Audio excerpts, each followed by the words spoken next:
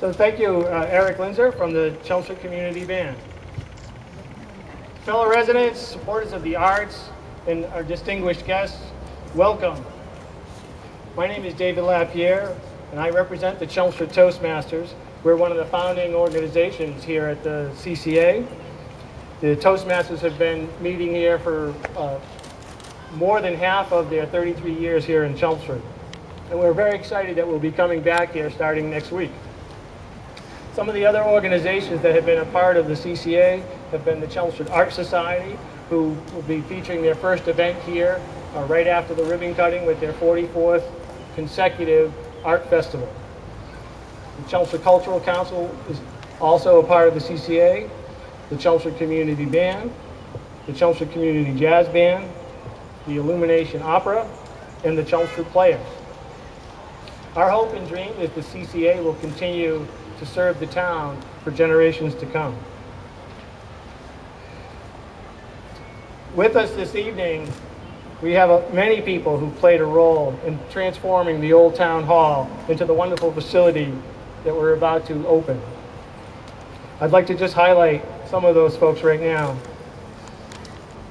The architects who helped design and make this possible is Jen Harkerman and Tom Scarlotta.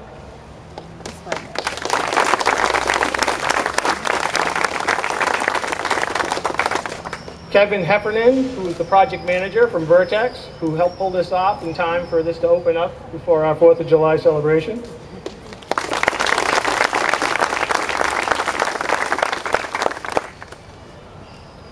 The CCA board, whose chair, Susan Gates, who's worked tirelessly to help make this happen. I think you really deserve a big round of applause and a bravo.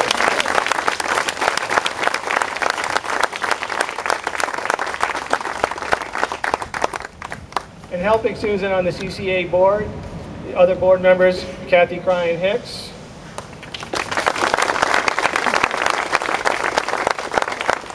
Stacy Zuzas,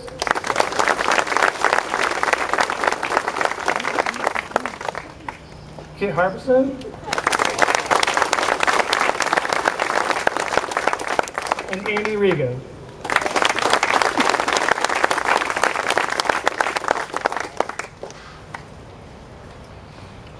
We've got several folks who are going to say a few words, and we're going to start off with Paul Cohen, our town manager.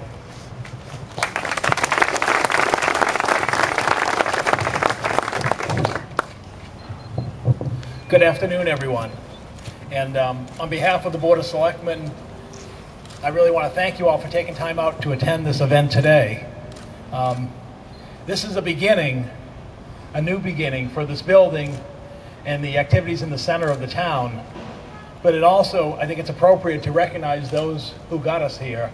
And then my remarks will be followed by John Curlin from the Board of Selectmen, and then Bob Morse from the Community Preservation Committee, and Pat Maloney, who's the chair of the Permanent Building Committee.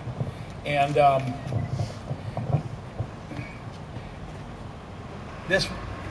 thought that sort of runs, I think, through my head, and I hope that you would feel, is how we got here is you look back to when this building was constructed back in 1880, and I think our forefathers, foreparents, the sires, the children, everybody else who was here at that time, I think they would be proud of where we are today when they envisioned building this building on the town common and providing a facility for the town hall for the community. And here we are 140 years later, rededicating the commitment to the community and the recognizing the efforts of the town of Chelmsford. But also I'd want to recognize more in contemporary times, there was a previous building committee back in 1984 that also renovated and preserved this building.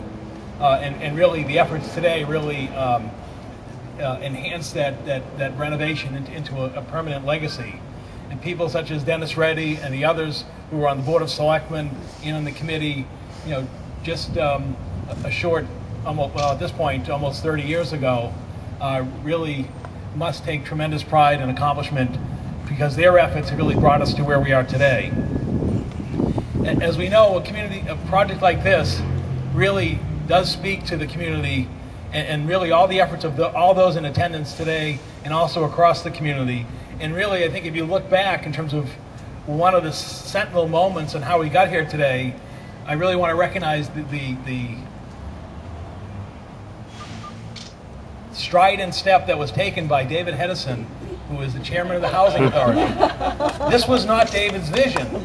However, I think it does need to recognize that, but for his catalytic effort, it really galvanized this community to recognize what would we do with this building, and also what would we do with the North Town Hall. And I think, you know, like most events in history, they don't sort of start out in a planned effort. There really were some efforts along the way that sort of brought it about. And really, I want to recognize David's efforts, because clearly David was acting in really the best interest of the community, and I think from that really brought where we are today. Also, at that time, we had the Town Hall Study Committee, which many people here are present from that committee, and really started the process in motion, where they then went to the Community Preservation Committee for the funding recommendation in terms of how can we move forward in what was a very challenging fiscal time to bring this project into reality. And obviously that ultimately went through the town meeting, the representative town meeting who brought forward the appropriation on the council of the Community Preservation Committee to move this project from becoming a dream into becoming a reality. As I noted earlier, you know, others should be recognized. The Board of Selectmen for its support and guidance along the way in terms of contract approval and general oversight on behalf of the community. The board and boards that were along the way really helped us get here. And I think it should be recognized, and I know it will be later because we'll be hearing from Pat Maloney. The Permanent Building Committee it really did a fantastic job. Many of you who've been inside perhaps already or will go inside, it really was a tremendous effort in which they would meet at least twice a month for hours in terms of working with Susan and others, the Historic District Commission and others in terms of how do we best restore this building for its intended use. And also Pat and his generous time on Tuesdays for the weekly project meetings with the architect, the project manager, the contractor, and so forth. I don't know of anybody who's given so much to this community on a volunteer basis as Pat Maloney has. Very good.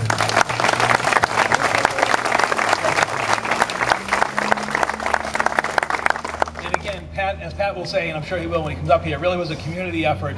It was with other members of the Permanent Building Committee, Dave Duane is co-chair, and then so many members, Kathleen Howe I know is here from the Permanent Building Committee, Dave Duane, and so many others who really made this effort become possible. And also, really in the full-time basis, really representing the town was Gary Persichetti, our facilities director. Gary again brought his experience, and again the experience he had with working with Pat on the successful high school and middle school project, in making this become a reality in terms of meeting the budget and meeting the challenges for the project. So I really want to recognize Gary for his efforts.